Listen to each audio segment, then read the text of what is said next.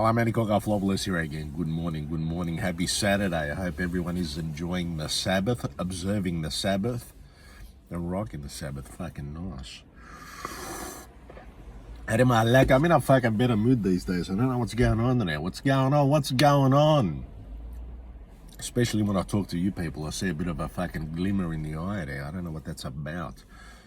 Could it be happiness? Perish the thought. I think I'm a pretty happy bloke. Despite a lot of the stuff that I talk about, you might think that I'm a fucking varetos, heavy. I am sometimes. But over the years, I've learned to let go of a lot of the fucking baggage. Baggage, weight, heaviness, blah. You know, it all makes fucking sense. But I love my fucking Saturdays, and they're my fucking Saturdays. It's my Sabbath. I do whatever the fuck I want on Saturdays. I kind of, obligations-wise, I kind of let people know, look, it's me first. Just on this one fucking day. I want to spend it by myself.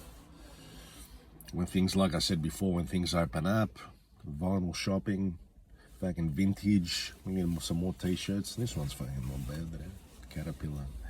Makes it look like I'm a fucking hard worker now. I'm working on the scaffolding or some shit like that. They perish the thought there. No offense to anyone who does that. I couldn't be fucked there. Not ashamed to say that. Not afraid of hard work. More so, and I've worked hard in the past, that's for sure. And I used to fucking shoot these weddings at the River Room at Crown, where the cunts made you fucking park in the fucking public car park. Then you'd have to fucking lug all your shit, walk 15 minutes through Crown, fucking like a donkey with your fucking lights and your tripod and your camera bag and everything else, watching all these cunts having a fucking ball. But hey, that's alright though, we got paid well. Every so often, you know, it was nice. Don't be surprised that in my is if you rock up to fucking Perry's wedding next year sometime. If I'm still in the country and I need a bit of cash, Cockaflopoulos might rock up to the groom's house holding a fucking camera and going, fuck it now. And I apologize in advance to who the groom might be and the bride. Because let's be honest today, who's everyone going to be looking at the church and the reception? Fuck it out. Too much. It's too much now. Too much, but never enough. Let's observe the Sabbath today. 1 minute silence for Ozzy Osbourne. He's not dead now. I reckon he died a long time ago. He just fucking, no one told him. He's a fucking legend, Ozzy. See, last dance, man.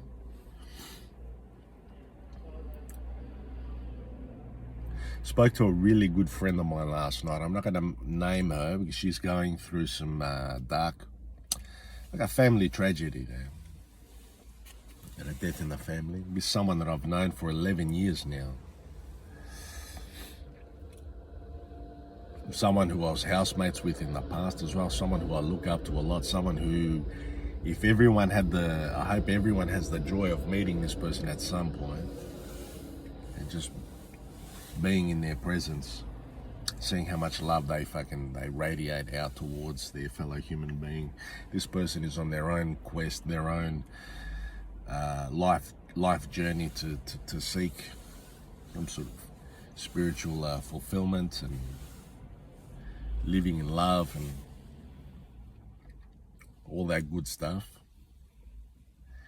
They reminded me gently of a few things, even though I was calling to talk to them, to maybe not really console them, but just to be there and say, hey, what's going on? You know, I'm here if you need.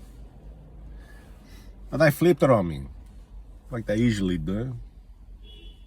I said, listen, You made this video recently about how when you went and lived in New York, you came home with your tail between your legs or whatever. And you made it out to be like it was some big, like it was a disaster. It was like a negative thing, like you didn't get anything out of it. She goes, when you left, you weren't a writer. You weren't a performer. You weren't anything like that. When you got there, that's when you discovered the whole cafe, your love of sitting at a cafe and writing and observing and writing poetry and plays and things like that. Your inner artist came out there while you were there.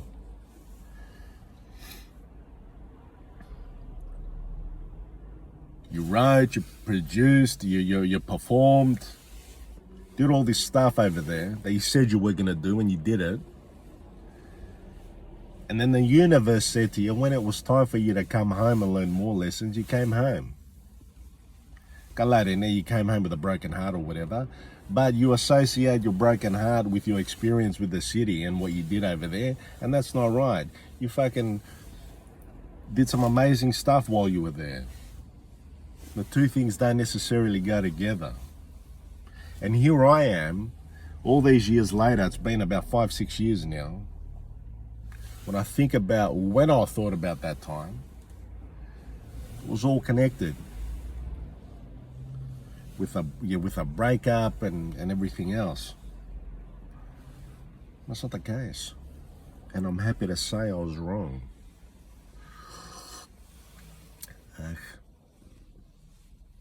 See that, Malek? I just told you I was wrong with my girl. It's possible, and I believe it deep down to my soul. And she was right. Yasukale, love ya. Malaka.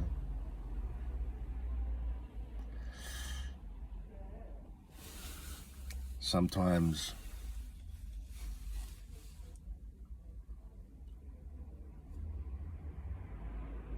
your good friends are there. They pop up when you need them. And if you're lucky enough to have some sort of level of fucking life experience or a tiny little bit of wisdom to recognize that, then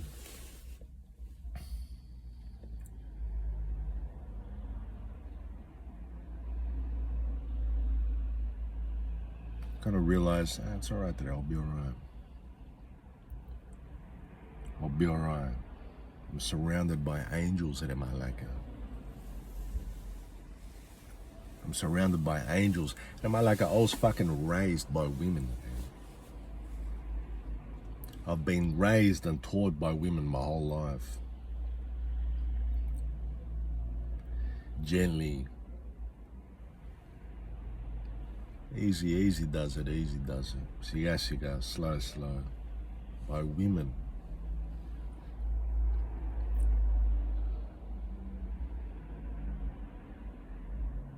I didn't have a strong father figure.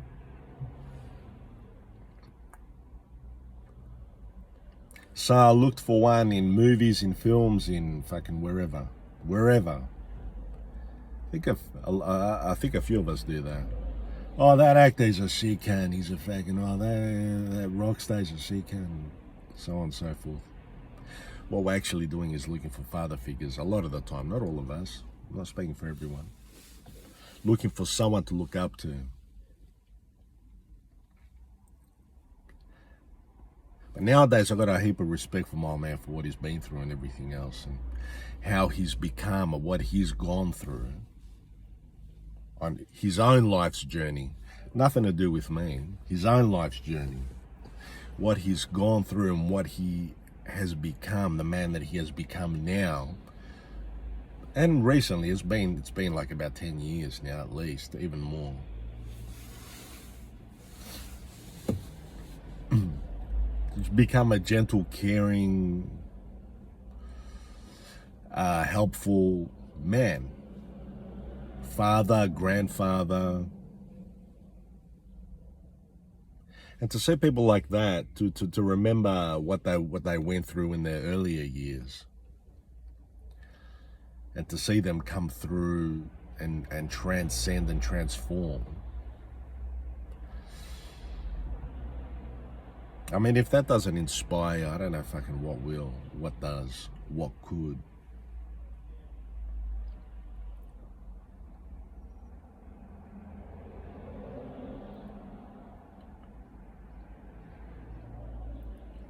And so obviously as a grown man now, I don't look for fucking other father figures anymore.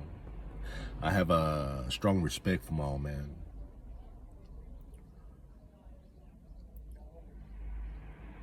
And we regard each other, we speak to each other in just in a gentle way, just, it's back, nice and easy.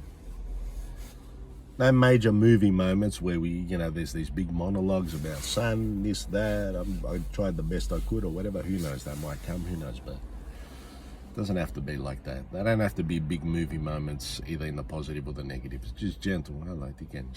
Nice, good. I left you, I found you in a good place. When I say goodbye, I'm leaving you in a good place. And so on. Now, back to the idea about being raised by women. I was raised by women. My mum, obviously, first of all, but then girlfriends over the years, female friends who were just a little bit older who taught me to. This particular person I was just speaking about.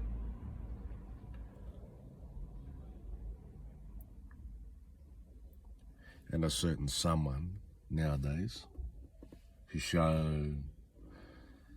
just patience and, all right, he's a bit fucked up here, I'm just going to be patient with him a little. He'll come to his senses at some point, which I like to think that I do. Sometimes it takes me longer.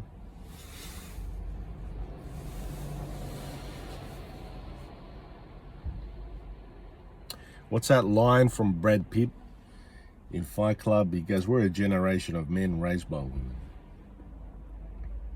And then he goes, I'm starting to doubt whether another woman is what we need. Yeah, I don't know about that. Because they end up being just a fucking falling into another form of idolatry and stuff, and they become they form their own society, ironically, which has much more stricter rules than the one that they were fucking rejecting. Generation of men looking for a father figure, and they find it in Tyler Durden.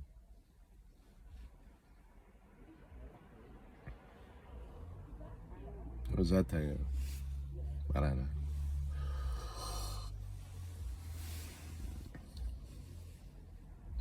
We are a generation of men raised by women. For some of us, that fucks with our masculinity a little. Like, what does that mean? I'm not fucking soft. I'm not fucking. My man was hard on me, but I'm alright. I'm alright, fucking alright. Fucking da.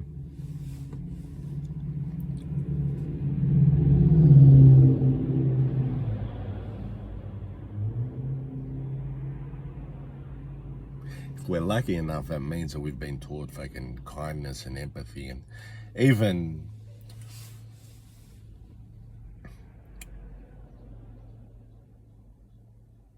a begrudging type of empathy, a reluctant sort of empathy, but empathy anyway. It's like I said, it's that kind of thing. I said that in a few, one of my earlier videos. I said, it's like that kind of thing where you see him like on the road speeding past you, and you think, what a fucking dickhead. And then, just a bit further up, you see him, he's had a wreck, and you drive past, you go, that's the malaka that was speeding. But you see him trapped in the car, you're going to go in and help him at the same time when you're cursing. I mean, fucking, what the fuck were you doing speeding in such a narrow road? So that's a kind of begrudging sort of empathy. You're kind of cursing him out as you're fucking saving his life. I learned that in New York, actually, that kind of begrudging sort of empathy, where people that takes the feeling out of it, the emotion out of it, and you kind of see person needs help, I'm helping them and I'm moving on. It doesn't need to be a huge sort of movie moment, but it's understanding that deep down in a in a much deeper level that we're all kind of in this together, and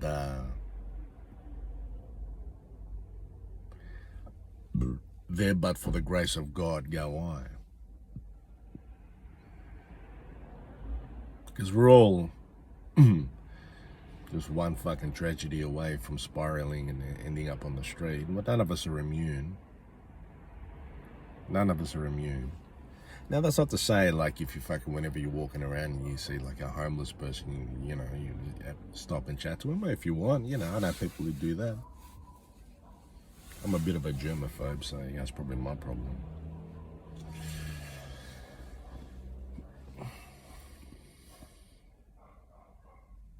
But sometimes you see people and you go, fuck it. Oh, I wish you all the best.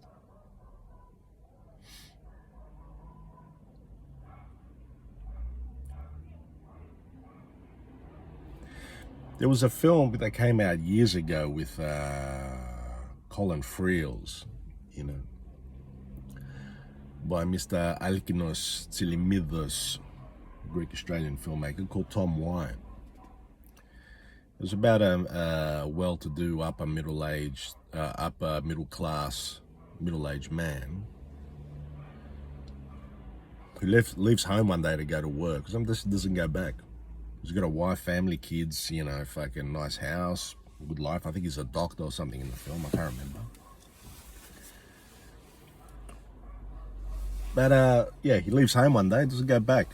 I've had enough. I'm gonna go live on the street.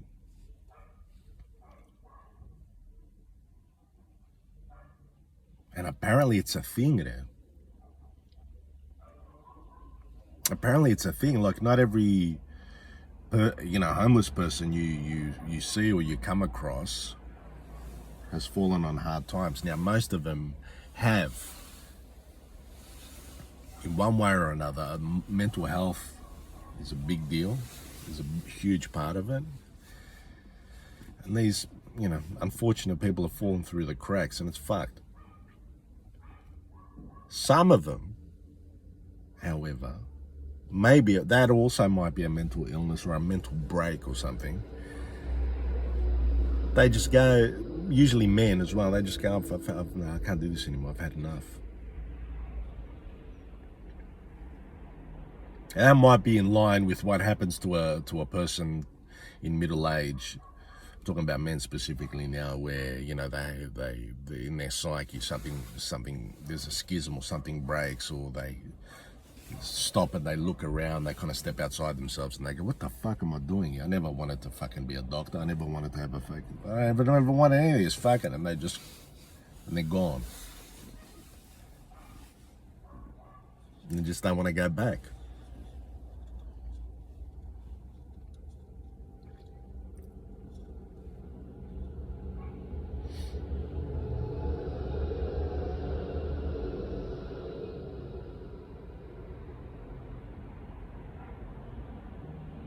I think it takes some guts in it to live that kind of life where you're not looking over your shoulder anymore.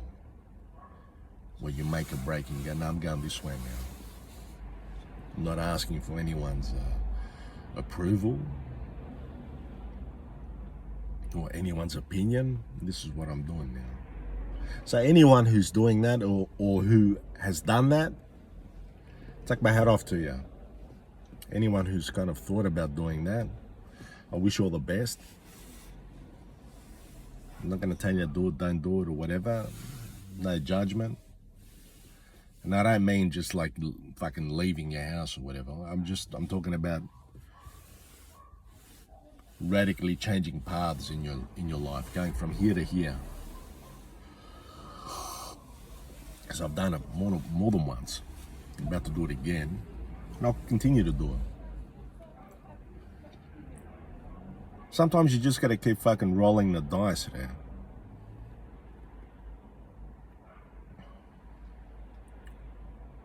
I know a certain someone who's so fucking talented, is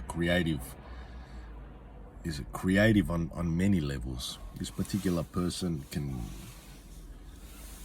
is a beautiful illustrator, painter, drawer, but also can pick up an instrument and just fucking learn it by ear, you know, and start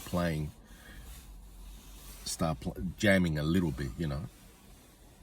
Nothing perfect, but what they can do is that they can make the sounds and stuff where they can fucking make music in my like. But all the creativity comes to them so sort of easily, really. It comes to them really easily, really naturally, that they don't. This happens to a lot of artists. It's very hard for them to see the worth because they can just do it. It's kind of like Cockaflopoulos.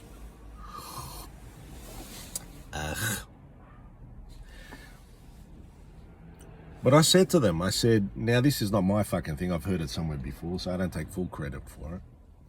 I said, you're the sort of person where there are others out there who fucking take ages to build a beautiful sandcastle. And then once they got that fucking sandcastle, they build a fucking fence around it, and they want to fucking sit there and look at it and go, this is fucking sick. You know, did that or whatever, blah, blah, blah, blah, blah. And they guard it. They might sleep next to it, wake up the next morning, go and check, see if it's still there. They look at the sandcastle again. They continue to look at it. And this is my sandcastle. Took me ages to fucking build this. But she's the sort of person, and there are other creatives that are like this. Take the same, probably not the same amount of time. They might do it in fucking half the time or a third of the time. Build a sandcastle that's even nicer than the one that other person built. And once they're done, they look at it and they go, oh yeah, it's all right. Whereas other people are fucking losing their shit, but they're looking at it going, oh yeah, maybe could have done that better. Oh yeah, it's not too bad. Bang, done, gone. I want to build another one now.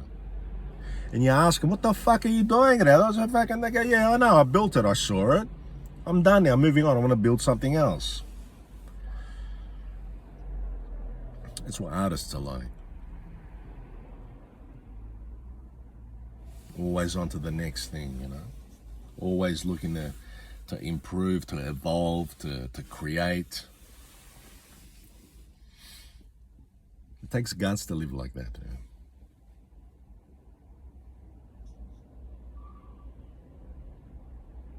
Because you know as well, or they would know deep down, that no matter how much they tried to fucking guard the thing, they're no match for the tide coming in, or for the wind, or for all the other elements. Now they might fucking extend a whole bunch of extra energy, like I said before, building a fence around it, or building some kind of wind resistant fucking contraption or whatever that blocks all the wind from getting there, putting up signs, hiring a fucking security guard, charging people money to come see it. But all that extra energy and more could go into just fucking knocking that one down and then building another one. And keeping the experience and the conversation going, spiraling out. Like Tool's saying, lateralis, will spiral out, keep going. Just keep living a life as a spiral. Always reaching out, going out further and further and further. So in that sense, the conversation never ends. Now that might freak some people out, because people look for a fucking definite cutoff point. There's this and that, and then we're done. But the tide, if you ever just stand at a beach and watch the tide come in and out, and slap against the rocks like that. It's relentless there. Goes out, comes back in, goes out, comes back in. Whether you fucking like it or not, doesn't give a fuck about you or me. That gentle water is just going to keep slapping against the rocks like that, seemingly harmlessly, but over time starts eroding away at it. When I was at the beach the other day, I stood at this particular cove. There's a little cove that me and a certain someone go and stand and watch the sunset. And I was looking at the waves coming in and slapping against the rocks. And I started to look at it differently. Usually you look at the rocks and you think that they look strong and defiant and they're solid and big, dense. And the water, upon first appearance, looks helpless, looks fucking, it's like doing nothing. Looks like it's splashing against the rocks like that, and the rocks are going, fuck off, man.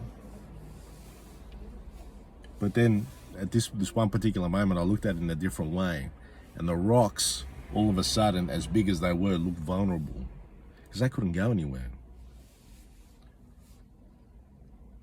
They were so big and heavy and fucking, they couldn't go anywhere. And the water was lapping up against it. The waves were just slapping up against it like that, going, now, Malaka, you're fucked, man. If I don't get you today, I'm coming back tomorrow. You're not going anywhere. But me and my mates are coming when they keep, and we're gonna fucking erode you. Yeah, that Malaka, that was a fucking sick metaphor. I'm done.